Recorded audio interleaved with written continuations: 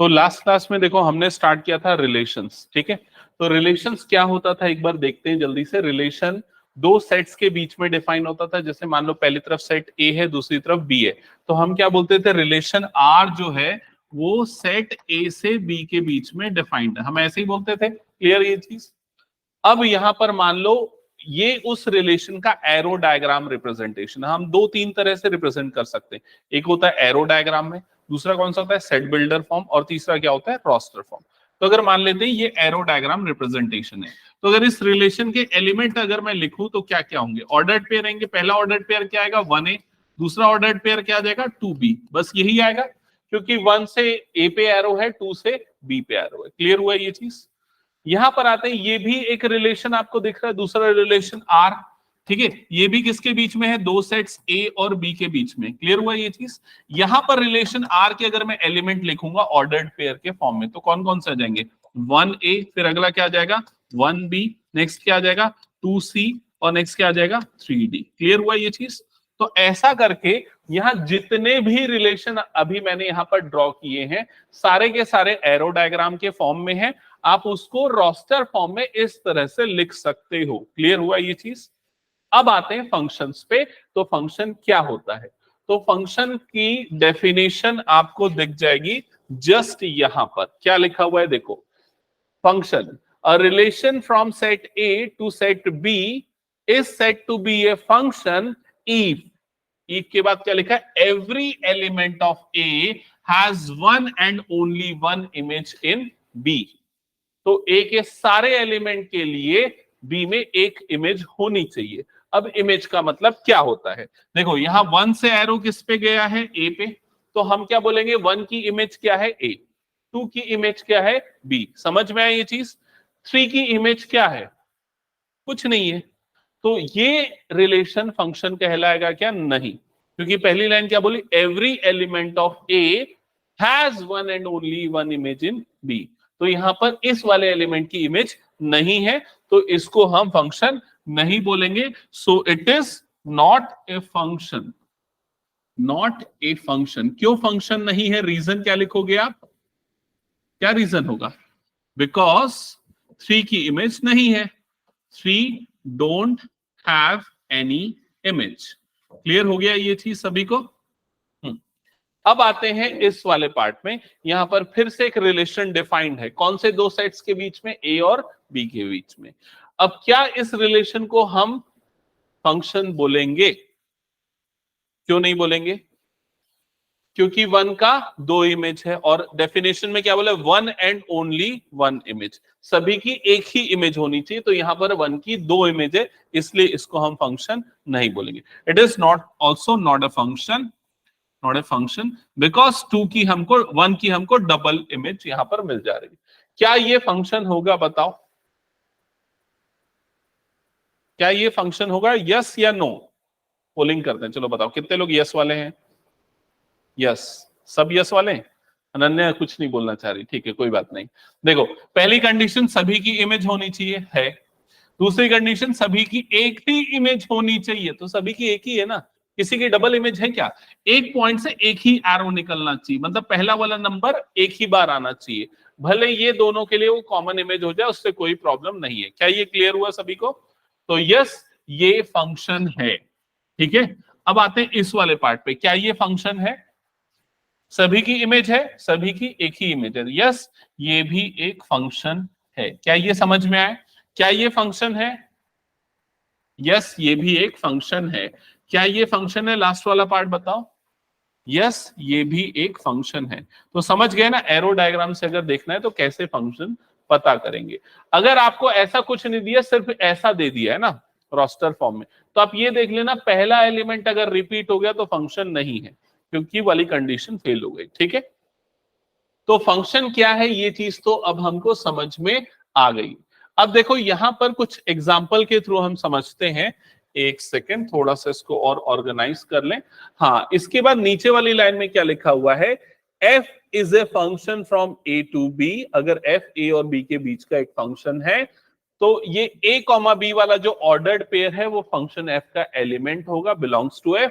और f of a is equal to b, इसको ऐसा भी लिखा जाता है, समझ रहे हो ना, मतलब अगर मान लो अगर 1,2 ये किसी फंक्शन का एलिमेंट है तो हम इसको क्या लिखेंगे, f of 1 is equal to 2, मतलब 1 की इमेज क्या है, 2 है, ऐसा इंटरप्रेट होगा। क्लियर हुआ ये चीज? और 1 को 2 की प्री इमेज बोला जाता है। तो यहां पर वही चीज बता रहा है, b is called image of a under this function f and a is called pre image of b under the function f। क्या ये क्लियर हो गया सभी को टर्म्स? ओके, अब आगे आते हैं फर्दर, इस एग्जांपल को देखते हैं क्या लिखा हुआ है, एक बार देखो। Let n be the set of natural number and the relation R be defined on n। तो n नेचुरल नंबर का सेट है, रिलेशन R किस पे डिफाइंड है, ऑन सेट n पे। इसका मतलब ऑन सेट n याद आया, मैंने पिछले बार बताया था, मतलब n टू n पे डिफाइंड है। कभी भी ऑन दैट सेट लिखा होता है ना तो इनिशियल टर्मिनल सेट दोनों सेम है। अब यहां पर रिलेशन R को उसने लिख दिया है, कौन से फॉर्म में लिखा है, ये कौन सा फॉर्म है, सेट बिल्डर फॉर्म। अब आपको बोल रहा है कि इसका डोमेन बताओ, कोड डोमेन बताओ, रेंज बताओ, और क्या इस रिलेशन को फंक्शन बोलोगे या नहीं बोलोगे, क्या बोल रहे हो बताओ।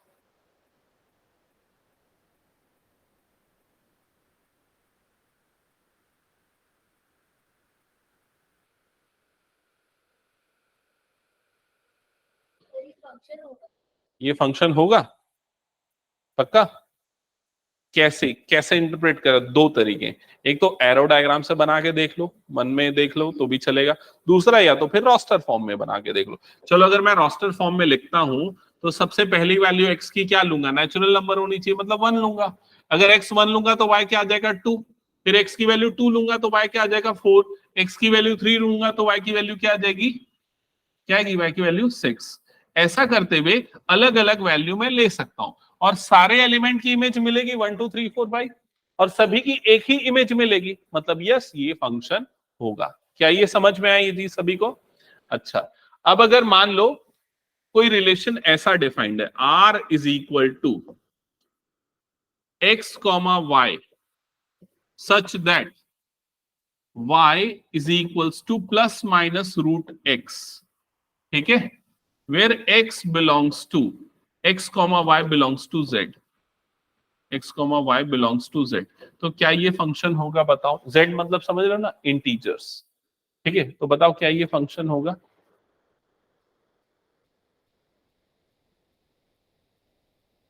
x की कोई भी इंटीजर वाली वैल्यू पुट करो, ठीक है। अगर मान लो मैं x की वैल्यू रखता हूं यहां पर 1, तो y की वैल्यू क्या आएगी, y की वैल्यू क्या आएगी बताओ ना, √1, और एक बार क्या आएगा +1 और दूसरी बार क्या आ जाएगा -1, तो 1 की डबल इमेज आ गई। तो क्या ये फंक्शन होगा, नहीं होगा।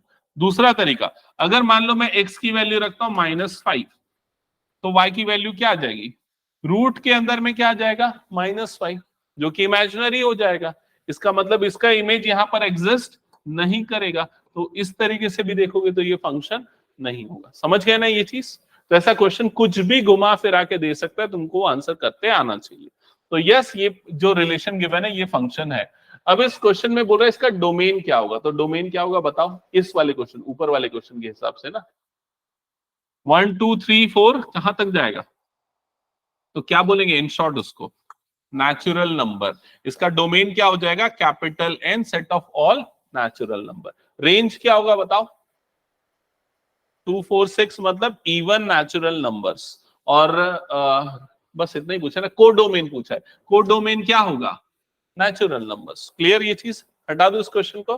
ओके, नेक्स्ट क्वेश्चन पे आते हैं। हाँ, यहां पर एक एग्जांपल दिया हुआ है, इसको एक बार चेक करना। Examine each of the following relation given below and state each case whether it is a function और नॉट। तो पहला वाला जो रिलेशन दिया हुआ है वो फंक्शन है या नहीं। आप सिर्फ ये देखो किसी की डबल इमेज तो नहीं है, तो पहले वाले में किसी की डबल इमेज है क्या, नहीं है, तो वो फंक्शन है। दूसरे वाले में किसी की डबल इमेज है क्या, 2 की देखो डबल इमेज है, तो वो रिलेशन है, वो फंक्शन नहीं है। समझ गए? थर्ड वाला बताओ, वो फंक्शन है क्या, यस वो फंक्शन है। समझ गए ये? ओके, इसके बाद आते हैं, एक टर्म यूज होता है कई जगह आपको बुक में दिखेगा, लेकिन आप लोग हो सकता है उसको इग्नोर कर दोगे, रियल वैल्यूड फंक्शन या और रियल फंक्शन। दोनों एक जैसा लगता है, लेकिन दोनों में क्या डिफरेंस है, उसका मतलब क्या समझना। A function which has either R, वो जो ये जो आर लिखा है, इस आर का मतलब क्या है बताओ, रियल नंबर्स। तो अगर किसी फंक्शन में या तो आर या वन ऑफ इट्स सबसेट, मतलब रियल नंबर का subset, as its range is called real valued function. मतलब अगर किसी भी फंक्शन की वैल्यू हमको रियल नंबर मिले या फिर उसका सबसेट मिले, तो उसको हम क्या बोलते हैं, रियल वैल्यूड फंक्शन बोलते हैं। क्लियर ये चीज। और उसके नीचे लिखा है further the domain of this relation, domain is also R और सबसेट ऑफ आर, तो उसको रियल फंक्शन बोलते हैं। ठीक है, मतलब अगर x की वैल्यू रियल है तो रियल फंक्शन, और f ऑफ x की वैल्यू रियल है तो रियल वैल्यूड फंक्शन। दोनों में बस इतना सा डिफरेंस है। क्लियर ये चीज। ओके, तो यहां पर देखो x जो होता है ना, उसको इंडिपेंडेंट वेरिएबल बोला जाता है, और f ऑफ x को dependent variable. f of x in fact image होती है। ठीक है, तो हर एक फंक्शन का ग्राफ भी बना सकते हैं हम। तो यहां पर ग्राफ बनाने के लिए ना, x को x एक्सिस में लेते हैं और f ऑफ x को हम y एक्सिस में प्लॉट करते हैं। ठीक है, अब कुछ बेसिक फंक्शंस के बारे में मैं डिस्कस करूंगा। सबसे पहला फंक्शन जो है उसका नाम क्या लिखा है, देखो एक बार, आइडेंटिटी फंक्शन। आइडेंटिटी फंक्शन क्या होता है, उस फंक्शन का मैथमेटिकल एक्सप्रेशन क्या होता है। अगर कोई भी फंक्शन ऐसा लिखा हुआ है f of x is equal to x, तो इसको बोलते हैं आइडेंटिटी फंक्शन। समझ गए। तो मैं अगर पूछूं f ऑफ 1 की वैल्यू क्या होगी, या 1 की इमेज क्या आएगी, तो क्या आएगी, अरे x की जगह 1 डाल दो, क्या आएगी 1। f ऑफ 2 की वैल्यू क्या आएगी 2, f ऑफ 3 की वैल्यू क्या आएगी 3, f ऑफ -1 की वैल्यू क्या आएगी -1, f ऑफ 0 की वैल्यू क्या आएगी 0। समझ में आया ये चीज। अगर मैं इसका ग्राफ प्लॉट करना चाहूंगा तो क्या करूंगा, पॉइंट लोकेट करूंगा, 1,1 यहां पर आएगा, 0,0 यहां पर आएगा, 2,2, 3,3। समझ रहे हो ना। तो कोई भी 2 पॉइंट चाहिए ऑब्वियसली लाइन का ग्राफ प्लॉट करने के लिए, ज्वाइन करके स्ट्रेट लाइन बना दूंगा। समझ में आया ये चीज। तो ये f ऑफ x का क्या हो जाएगा, ग्राफ। ठीक है, और ऐसे हर फंक्शन का ग्राफ है। और इनफैक्ट ये कौन सा फंक्शन है, आइडेंटिटी फंक्शन है। अब उसके बारे में कुछ चीजें लिखा हुआ है, ये let R be the set of real number, और फंक्शन ऐसा R2R में डिफाइंड है, फंक्शन ऐसा है। तो इस फंक्शन को उसने प्रॉपर्ली एक्सप्लेन किया हुआ है। क्लियर हुआ ये चीज। ठीक है, अब क्वेश्चन में एक चीज का आंसर करो, इसका डोमेन और रेंज क्या होगा। बताओ डोमेन और रेंज क्या होगा।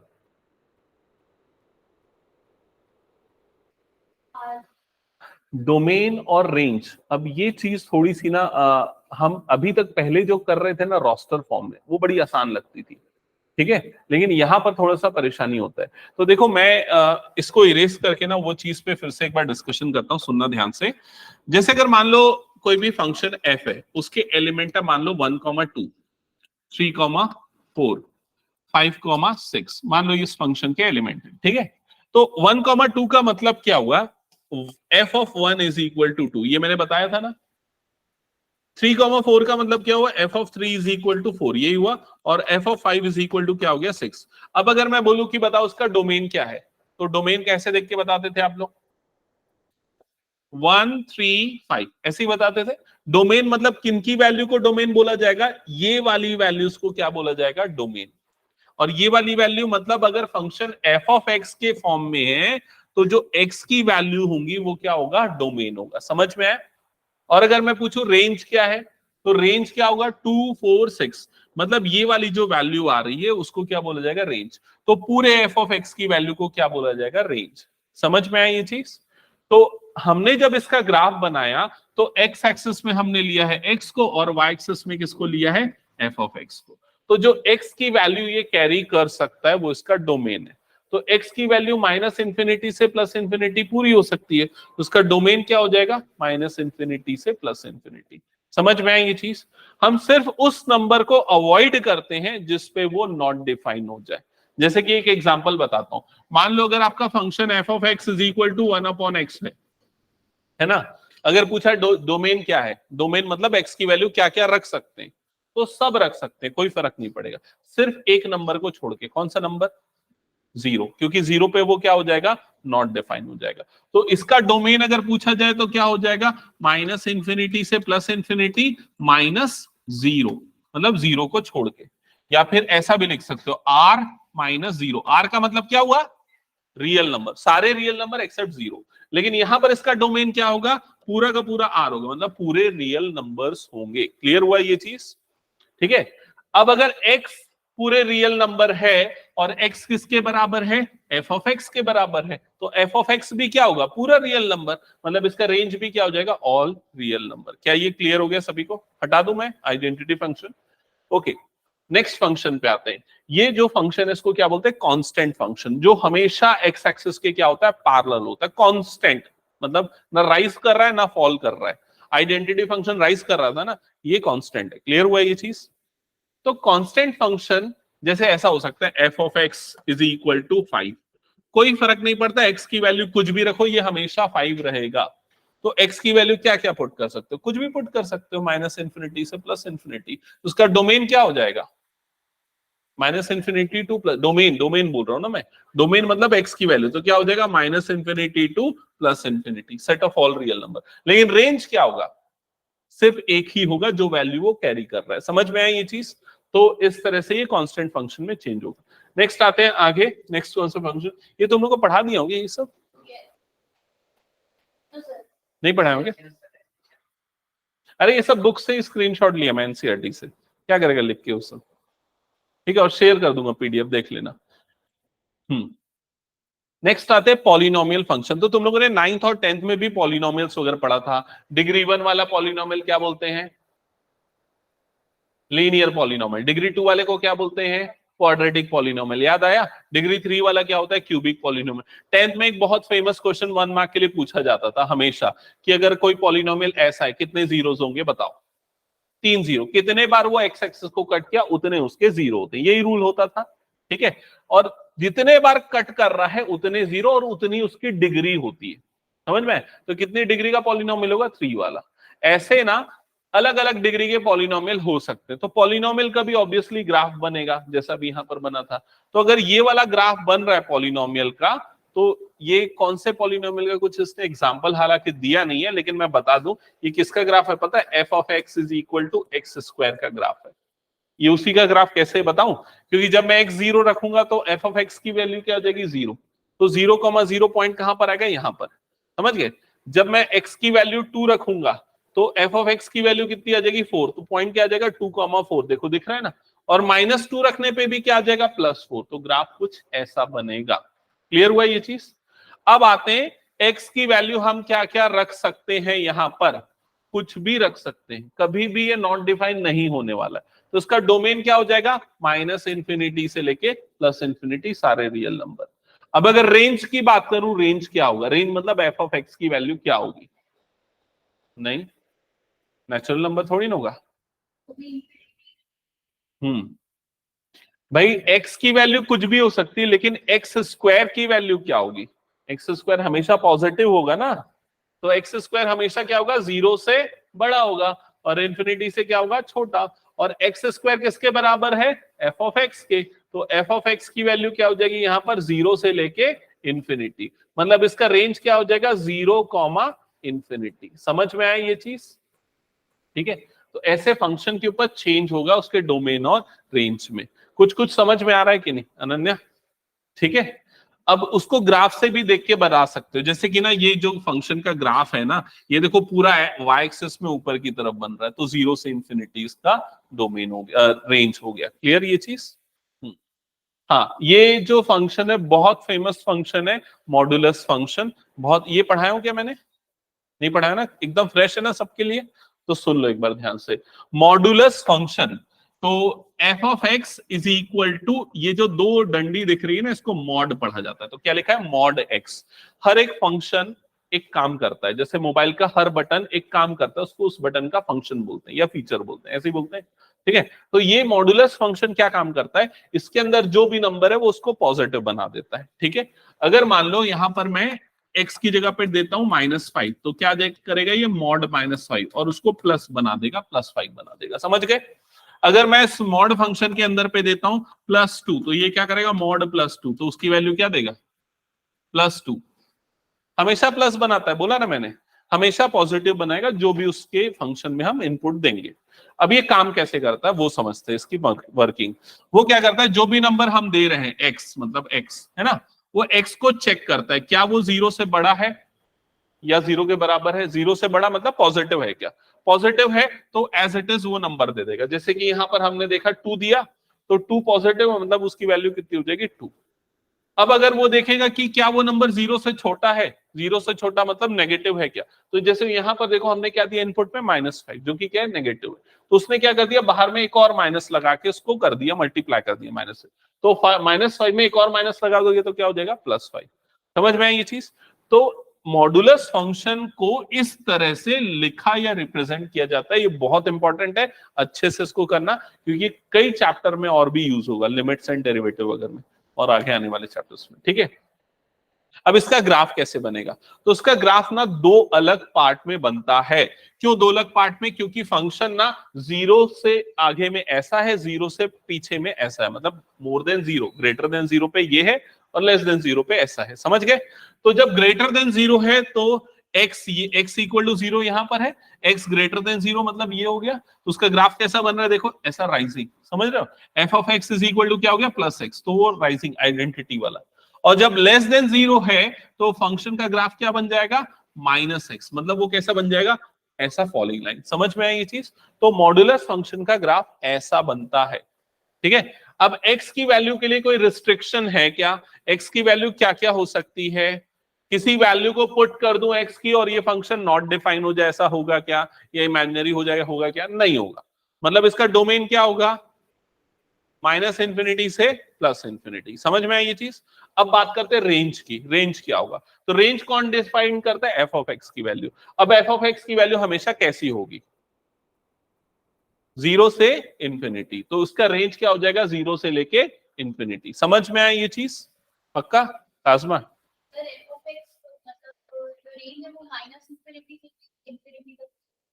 -∞ से इंफिनिटी कब हो सकती है, नहीं क्यों हो सकता है, क्योंकि देखो एफ ऑफ एक्स जो है वो मॉड एक्स है, और मॉड फंक्शन आपको हमेशा पॉजिटिव नंबर देता है, तो नेगेटिव वैल्यू क्यों लोगे आप उसकी। समझ गए हैं, 0 से इंफिनिटी जाएगा। क्लियर हुआ ये चीज। और ग्राफ को भी देखो ना, जब इसका ग्राफ बन रहा है हमेशा ऊपर की तरफ बन रहा है, क्या नीचे -∞ की तरफ बन रहा है, नहीं बन रहा है। समझ में आया ये चीज। तो अगर तुमको रेंज देखना है ग्राफ से भी समझ सकते हो, अगर नीचे नहीं बन रहा है मतलब उसका क्या हो जाएगा रेंज 0 से इंफिनिटी। अगर मान लो किसी फंक्शन का ग्राफ ऐसा बनता, तो बताओ उसका ग्राफ को देख के बताओ उसका रेंज क्या होता। -4 से लेके कहां जाता वो, इंफिनिटी तक। समझ में आई ये चीज, क्लियर हुआ ये। ओके, इसका नहीं बन सकता, किसी और का बन सकता है ना, बहुत सारे फंक्शन है दुनिया में और हर फंक्शन का अलग ग्राफ बनता है। ठीक है। अच्छा, अगर मान लो किसी फंक्शन का ग्राफ ऐसा बनता तो उसका रेंज क्या हो जाता, -∞ से लेके 6 बनता। समझ में आई ये चीज। अच्छा, अगर मान लो किसी फंक्शन का ग्राफ ऐसा बनता, ये किसका ग्राफ है पता है ना, किसका ग्राफ है ये, बताओ तो किसका ग्राफ है ये, बताओ किसका ग्राफ है ये, नहीं नहीं पता किसका ग्राफ है ये। हाँ, ये हमारी जिंदगी का ग्राफ है, ये साइन का ग्राफ है। क्यों भाई, ये मैंने साइन का बताया, तुम लोगों को पढ़ाया कि किसको पढ़ाया था। ये इस तरह से स्टार्ट होता है, ये सुबह हुई, फिर ये दोपहर हो गई, फिर ये शाम हो गई, फिर ये रात हो गई, मिडनाइट हो, ऐसे ही होता है ना, सनराइज सनफॉल ऐसे चलते रहता है। और ये जो फंक्शन है, ये फंक्शन क्या होता है, साइन एक्स होता है। और साइन एक्स की जो वैल्यू होती है वो -1 से कहां तक जाती है, +1 तक। तो अगर मैं रेंज पूछूं तो इसका रेंज क्या होगा बताओ, -1 से लेके +1 साइन एक्स का रेंज होगा। क्लियर हुआ ये चीज। तो ये बहुत इंपॉर्टेंट है, ट्रिग्नोमेट्री में आता है थोड़ा बहुत ग्राफ वाला पार्ट, उसमें देख सकते हैं। ओके, हाँ नेक्स्ट आते हैं। ये जो फंक्शन है इसको बोला जाता है सिग्नम फंक्शन। ठीक है, सिग्नम फंक्शन को अगर मैं ऐसे डिफाइन करूं ना तो थोड़ा सा मुश्किल है ये सब फंक्शन मैथमेटिकली समझना। तुम लोग एक स्विच जो यूज करते हैं ना घर में बटन, उसकी कंडीशन को इमेजिन करो। जब हम बटन को ऐसा ऑफ कर देंगे तो क्या हो जाएगी, लाइट बंद हो जाएगी, फिर प्रेस करेंगे तो क्या हो जाएगी, लाइट चालू हो जाएगी। समझ में आ रहा है ये चीज? और अगर उस बटन को एकदम बीच में ले आओगे तो क्या होगा, लाइट चालू होगी कि बंद होगी? दोनों हो सकता है ना, चालू भी बंद भी, मतलब बीच की कंडीशन। या तो हो सकता है वो ब्लिंक करते रहे, ये भी हो सकता है। तो ये बस वैसी ही कंडीशन है। ये कंडीशन 3 पार्ट में है। x less than zero, less than zero मतलब जीरो से छोटा, समझ गए, मतलब नेगेटिव नंबर। फिर क्या है, x ग्रेटर देन जीरो मतलब जीरो से बड़ा, मतलब पॉजिटिव नंबर। और x equal to zero, equal to zero मतलब जीरो के बराबर है। समझ में? तो सबसे पहले जब x जीरो की इक्वल है तो फंक्शन की वैल्यू क्या है, जीरो। समझ गए? फंक्शन की वैल्यू मतलब y की वैल्यू। तो x जीरो y जीरो, ऐसे ही हुआ इसका मतलब। तो 0,0 पॉइंट कहां पर आएगा, ये ओरिजिन पे।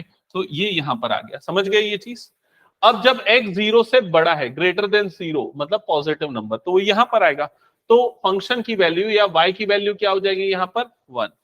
और जब x जीरो से छोटा है मतलब कि लेस देन जीरो, तो फंक्शन की वैल्यू y की वैल्यू क्या हो जाएगी, -1। क्लियर हुआ ये चीज?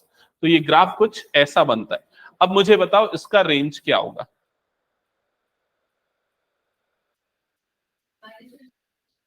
Very good. इसका रेंज क्या हो जाएगा, -1, 0 और 1। और हम ये वाला ब्रैकेट यूज करेंगे। समझ में? ये वाला ब्रैकेट क्यों? क्योंकि एफ ऑफ एक्स की सिर्फ 3 वैल्यू है, एक तो -1 है, दूसरी 0 और तीसरी क्या है, +1 है। क्लियर ये? ठीक है, पक्का? हटा दो उसको। नेक्स्ट क्वेश्चन पे आते हैं। ये जो फंक्शन है इसको बोलते हैं ग्रेटेस्ट इंटीजर फंक्शन। जैसे मॉडुलस फंक्शन बताया था मैंने, वैसे ग्रेटेस्ट इंटीजर फंक्शन होता है और उसको ऐसे रिप्रेजेंट किया जाता है। ये वाला ऐसा ब्रैकेट यूज होता है और उसके अंदर पे आता है एक्स। ग्रेटेस्ट इंटीजर फंक्शन क्या करता है, इसकी फंक्शनिंग बता रहा हूं। इसके अंदर जो भी नंबर है ये उसके पहले आने वाले इंटीजर को लिख देता है। जैसे 1.2, तो 1.2 के पहले जो इंटीजर है वो कौन सा है, 1, तो उसकी वैल्यू कितनी हो जाएगी, 1। ग्रेटेस्ट इंटीजर 3.99, बताओ उसकी वैल्यू कितनी होगी, इसकी वैल्यू कितनी हो जाएगी, 3। समझ में आया ये चीज? तो ग्रेटेस्ट इंटीजर फंक्शन का ग्राफ कुछ ऐसा बनता है। अगर वैल्यू 1 से लेके 1.9 के बीच में है तो फंक्शन की वैल्यू 1 होगी। अगर x की वैल्यू 2 से लेके 2.99 के बीच में है तो फंक्शन की वैल्यू कितनी होगी, 2 होगी। समझ में आया ये चीज? ग्राफ समझ में नहीं आया? ओके, तो ग्राफ को समझाता हूं। देख, अगर मान ले तेरे फंक्शन की वैल्यू, फंक्शन मतलब एक्स की वैल्यू, मान ले तेरे एक्स की वैल्यू है 1 से लेके 1.99 तक, है ना? तो ग्रेटेस्ट इंटीजर फंक्शन क्या देगा तेरे को, 1 देगा। समझ में? तो x की वैल्यू 1 से लेके 1.99 इस इंटरवल में आएगा, तो फंक्शन की वैल्यू यहां पर क्या आने वाली है, 1 आने वाली। लेकिन जैसे ही x की वैल्यू तेरी 2 हो जाएगी तो ग्रेटेस्ट इंटीजर फंक्शन की वैल्यू क्या हो जाएगी, 2। और 2 से लेके 2.99 तक उसकी वैल्यू क्या होगी, 2 होगी। ऐसा कुछ सिचुएशन है। क्लियर हुआ ये चीज? ठीक है। तो अगर इसके ग्राफ को हम देखेंगे तो यहां पर ये जो y की जो वैल्यू है, y बोलो या f ऑफ x बोलो, उसकी वैल्यू हमेशा क्या मिलेगी तुमको, या तो 1 मिलेगी या 2 मिलेगी या 3 मिलेगी, मतलब क्या मिलेगी, इंटीजर मिलेगी। समझ में? तो अगर ग्रेटेस्ट इंटीजर फंक्शन का रेंज पूछा जाएगा तो उसका रेंज क्या होगा, नहीं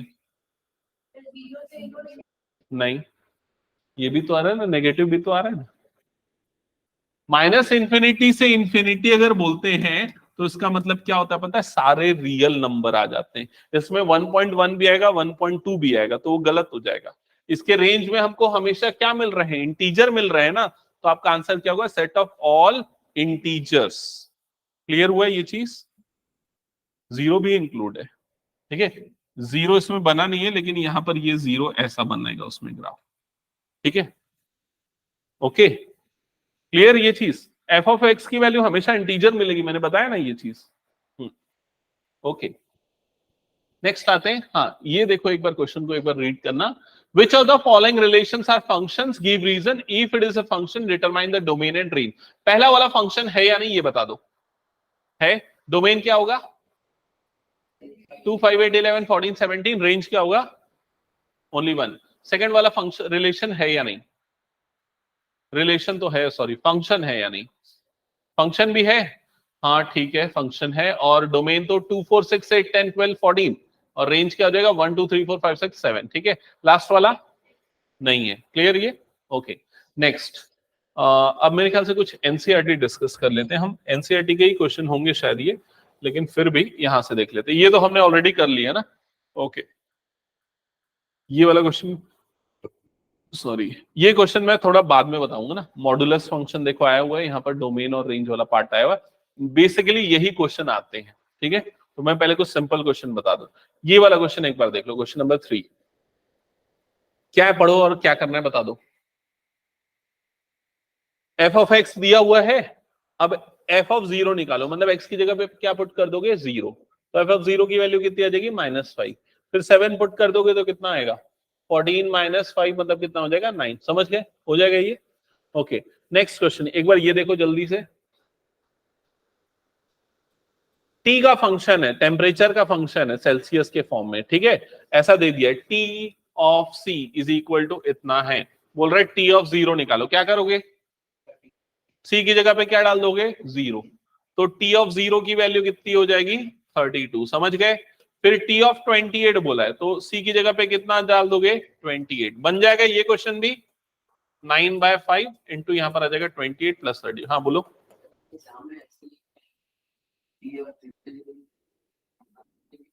हाँ मिलेगा, क्यों नहीं मिलेगा, वो यही क्वेश्चन पूछे थे।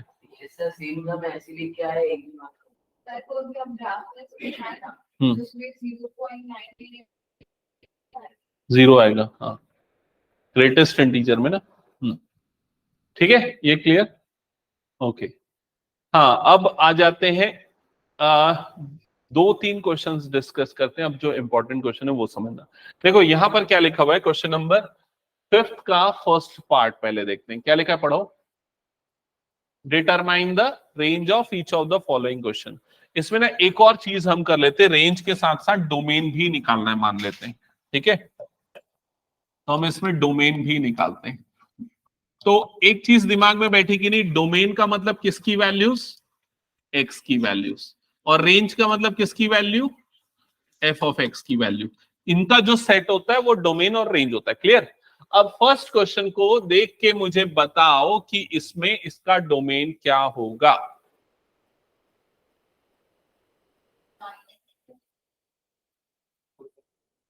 डोमेन मतलब एक्स की वैल्यू, हाँ बताओ।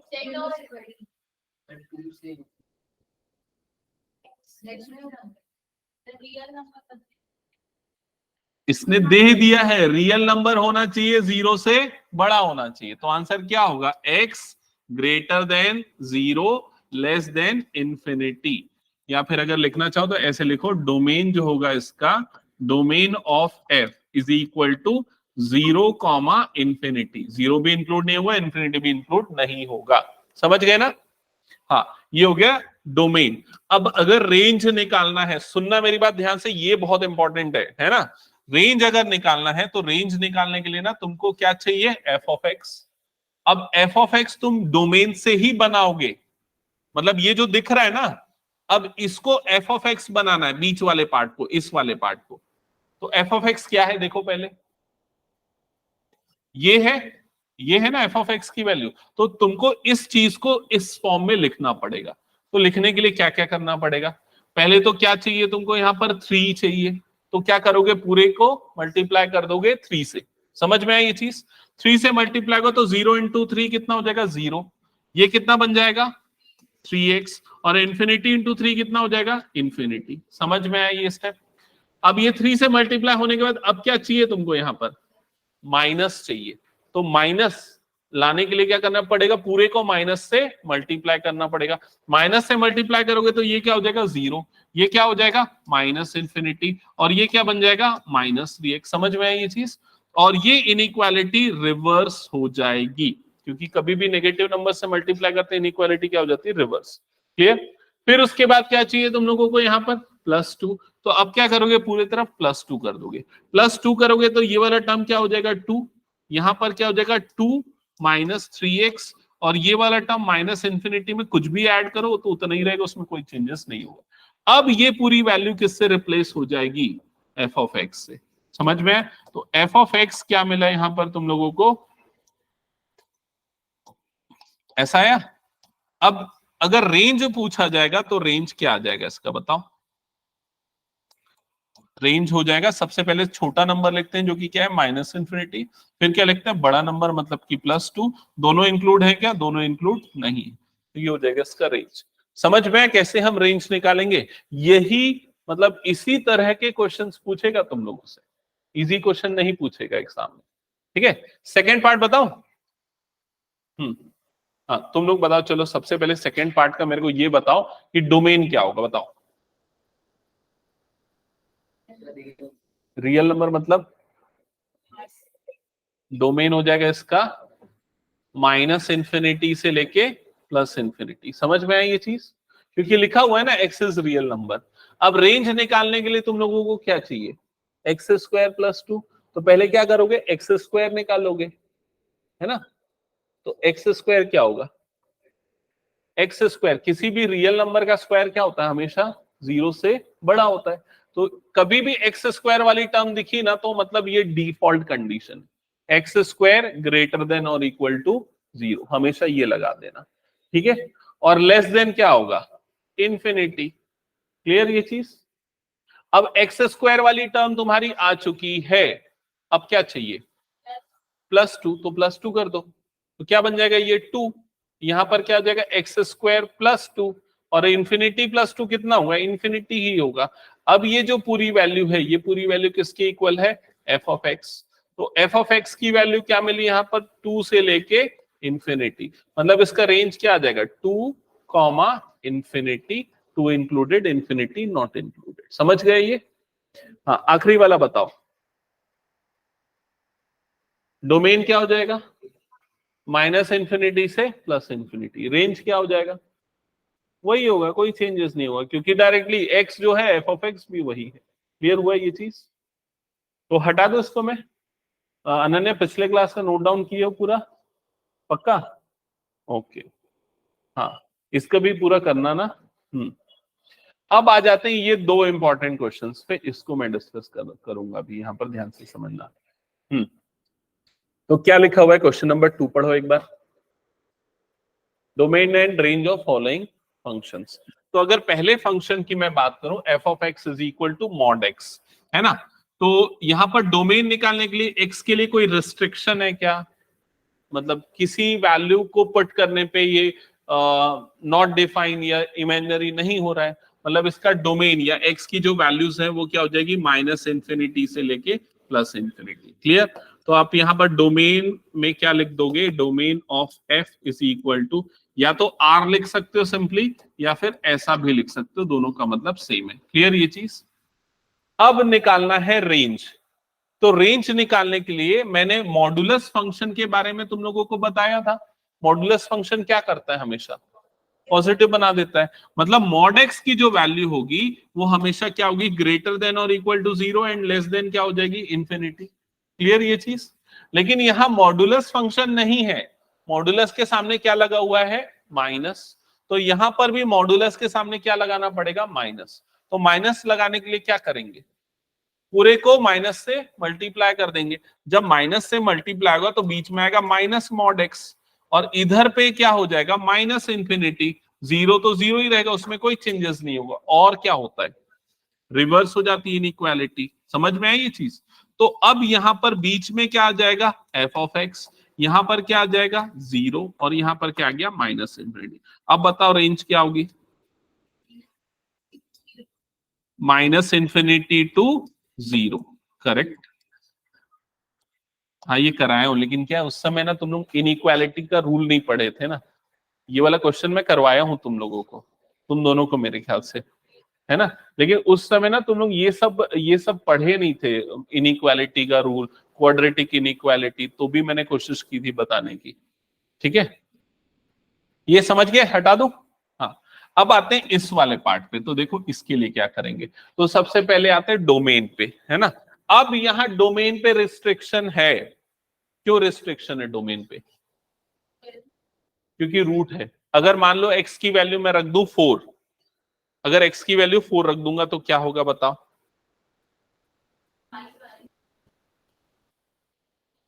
एक्स की वैल्यू 4 रखूंगा तो क्या हो जाएगी, 4 का स्क्वायर कितना हो जाएगा 16, रूट के अंदर में क्या बच जाएगा -7, मतलब वो इमेजिनरी हो जाएगा, वो रियल वैल्यूड फंक्शन नहीं होगा। और कहीं ना कहीं क्वेश्चन में देखो ऐसा लिखा हुआ है रियल फंक्शन, देख रहे हो ना, बता ना वो रियल और रियल वैल्यूड फंक्शन लिखा रहेगा क्वेश्चन में, हम भले ही उसको इग्नोर कर दे। तो रियल कब होगा, जब x की वैल्यू ऐसी होनी चाहिए कि रूट के अंदर वाला नंबर क्या आना चाहिए, पॉजिटिव। ठीक है, तो इनइक्वालिटी याद करो जो मैंने बताया, तो जो मैंने बोला सीबीएसई में नहीं है लेकिन इसके में है, क्वाड्रेटिक इनइक्वालिटी। उसकी कंडीशन ये बनेगी कि जो 9 माइनस एक्स स्क्वायर वाला जो नंबर है ये क्या होना चाहिए, ग्रेटर देन और इक्वल टू क्या होना चाहिए, 0। तभी फंक्शन रियल फंक्शन कहलाएगा, नहीं तो वो इमेजिनरी हो जाएगा। समझ में आई ये चीज? ठीक है, अब ये हो गया। अब इसके बाद क्या तरीका बताया था मैंने, बताओ। दोनों तो, अरे ऐसा नहीं बताया था भाई, फैक्टराइज करना बताया था। फैक्टराइज करो, कैसे फैक्टराइज होगा, 9 को क्या लिखेंगे, 3 स्क्वायर, भूल गए यार, 3 स्क्वायर माइनस एक्स स्क्वायर, कौन सी आइडेंटिटी अप्लाई होगी, ए स्क्वायर माइनस बी स्क्वायर, तो क्या होगा ए प्लस बी इंटू ए माइनस बी। याद आया ये चीज? फिर उसके बाद मैंने क्या बताया, फिर उसके बाद दोनों को एक एक करके एक्स के से 0 से इक्वेट कर दो, 3 minus x is equal to 0। तो एक्स की एक वैल्यू क्या आएगी, -3, एक्स की दूसरी वैल्यू क्या आ जाएगी, +3। याद आया? फिर वो नंबर लाइन बनाओ, ये ऐसा बताया था, ये बन गई नंबर लाइन, इस तरह से नंबर लाइन बनी। अब इसके बाद एक जगह पे यहाँ -3 मार्क होगा, यहाँ पर क्या मार्क होगा, +3। ठीक है, फिर यहाँ पर वैल्यू पुट करना बताया था, एक वैल्यू इस इंटरवल की रखो, कौन सी वैल्यू रखोगे, इससे जो -3 से छोटी हो, कौन सी, -100, -100 रख देते, तो -100 रखेंगे तो ये नेगेटिव, -100 रखेंगे तो ये पॉजिटिव, पॉजिटिव हो जाएगा ना, minus minus plus, negative positive मतलब क्या हो गया, नेगेटिव हो गया ये। ठीक है, तो इस पार्ट में आ गया नेगेटिव। दूसरे इंटरवल -3 से +3, ऑब्वियसली पॉजिटिव आएगा, ये इसका भी मैंने बताया था अल्टरनेट चलता है साइन। फिर तीसरे इंटरवल में क्या आ जाएगा, नेगेटिव आ जाएगा। समझ गए ये चीज? तो अब यहां पर तुम्हारी कंडीशन क्या बोलती है कि तुमको क्या चाहिए, पॉजिटिव चाहिए, ये क्या होना चाहिए, 0 से बड़ा होना चाहिए। मतलब x की वैल्यू कौन से इंटरवल में आएगी, -3 से लेके +3 तक। क्लियर हुआ ये चीज? तो तुम्हारे पास x की वैल्यू आ गई ग्रेटर देन और equal to -3 and less than और इक्वल टू 3, ऐसे ही आया। तो इसका जो डोमेन होगा, तो डोमेन क्या निकलेगा, डोमेन ऑफ f आ जाएगा -3 से लेके +3, जिसमें दोनों के दोनों क्या हो जाएंगे, इंक्लूडेड। क्या ये क्लियर है सभी को? ठीक है, अब आते हैं रेंज की वैल्यू पे, रेंज कैसे निकालेंगे। ठीक है, तो रेंज के लिए हमको क्या चाहिए भाई, एफ ऑफ एक्स की वैल्यू चाहिए, है ना, तो एफ ऑफ एक्स की वैल्यू निकालेंगे। तो देखो, हाँ, नहीं नहीं ऐसे नहीं निकलेगा, -3 को उधर नहीं, देखो इसको ऐसे निकालेंगे। रेंज निकालने का तरीका मैं बता रहा हूं, सुनो। एक्स की वैल्यू हमने समझ ली इसके बीच में है, अब ये बताओ एक्स स्क्वायर की वैल्यू क्या होगी। अगर कोई भी वैल्यू -3 से +3 के बीच में है, तो उसका अगर मैं स्क्वायर करूंगा तो ज्यादा से ज्यादा कितना आएगा, 9, है ना।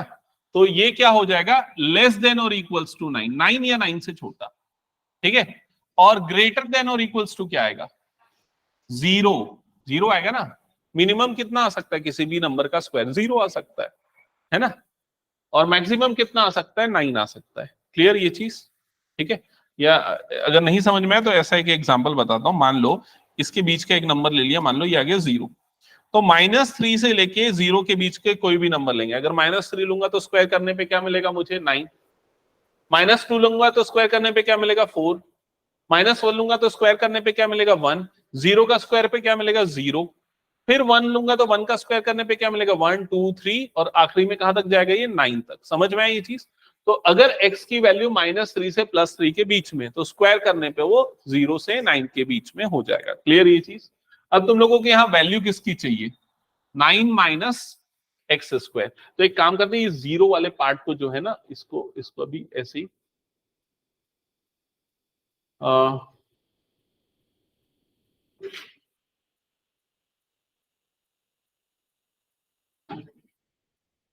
एक मिनट ना, 9 माइनस एक्स स्क्वायर की वैल्यू चाहिए ना, तो एक्स स्क्वायर को उधर शिफ्ट करना पड़ेगा।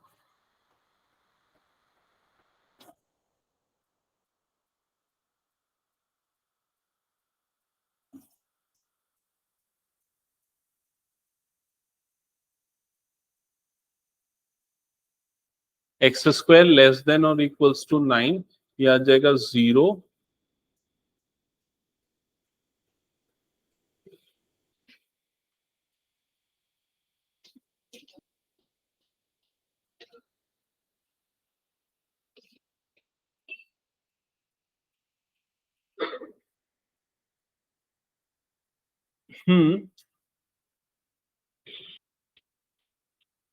ओके।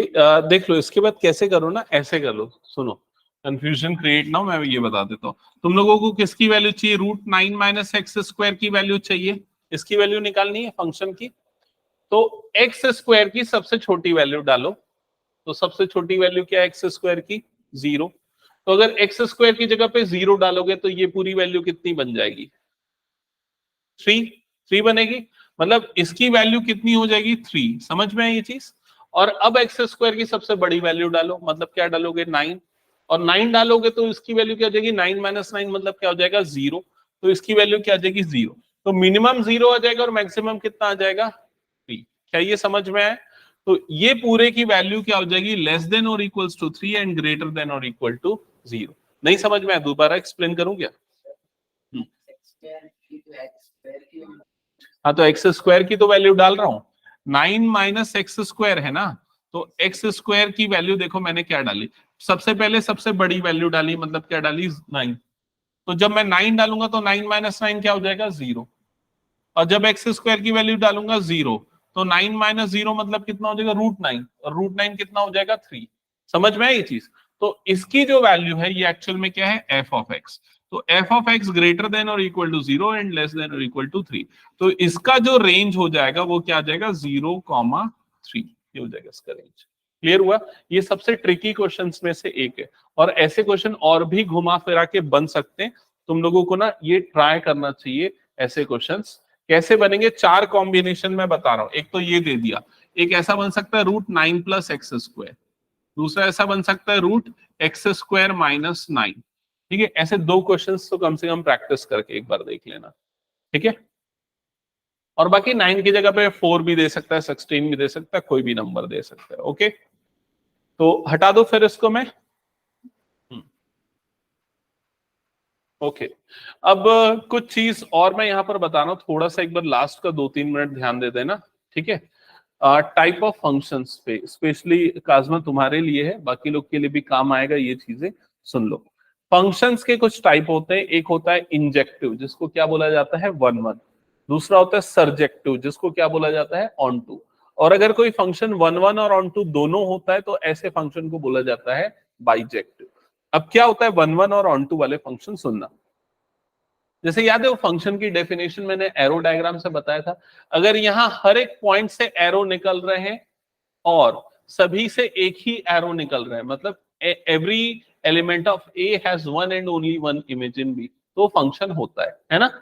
अब 1 1 फंक्शन क्या होता है वो समझने के लिए देखो, पहली कंडीशन तो ये है कि सभी एरो अलग अलग होने जगह पे डायरेक्शन में जाने चाहिए, तो वो फंक्शन क्या हो जाएगा? 1 1।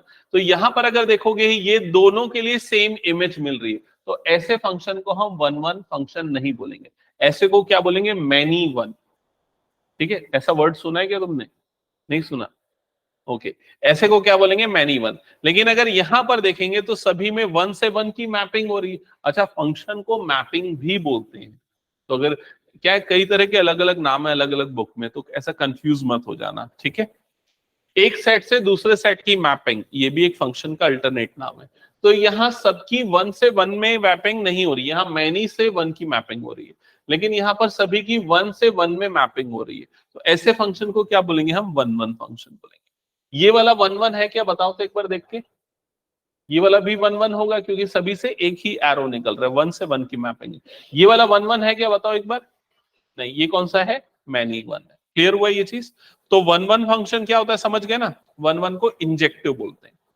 दूसरा मैंने क्या बताया? सरजेक्टिव, ऑन टू। ऑन टू की क्या कंडीशन होती है? ये वाला जो कोड डोमेन है ना, इसके सारे एलिमेंट की प्री इमेज होनी चाहिए। तो क्या इसकी प्री इमेज है? नहीं, तो इसका मतलब ये ऑन टू नहीं है। ये ऑन टू है क्या? यस, ये ऑन टू है। ये ऑन टू है क्या? नहीं। ये ऑन टू है क्या? यस, ये ऑन टू है। क्लियर ये चीज? अब तीसरा क्या बताया मैंने? बाइजेक्टिव। ठीक है, बाइजेक्टिव मतलब जो 1 1 और ऑन टू दोनों होता है। तो ऐसा कौन सा फंक्शन है जो 1 1 भी है और ऑन टू भी है? फोर्थ वाला, ये 1 1 भी है और क्या है, ऑन टू भी है। तो ऐसे फंक्शन को क्या बोला जाता है, बाइजेक्टिव फंक्शन। क्या ये क्लियर हुआ? ये वाला पार्ट तुम्हारे में है, तुम लोगों के में 12th में आता है, ये वाला पार्ट तुम्हारे में दोनों में आता है, 11th में भी आता है, 12th में भी आता है। ठीक है, ओके। तो फिलहाल मैं आज की क्लास यहीं पर स्टॉप कर रहा हूं। तो जो भी चीजें मैंने बताई उसको अच्छे से प्रॉपरली नोट डाउन कर लेना, और जो कुछ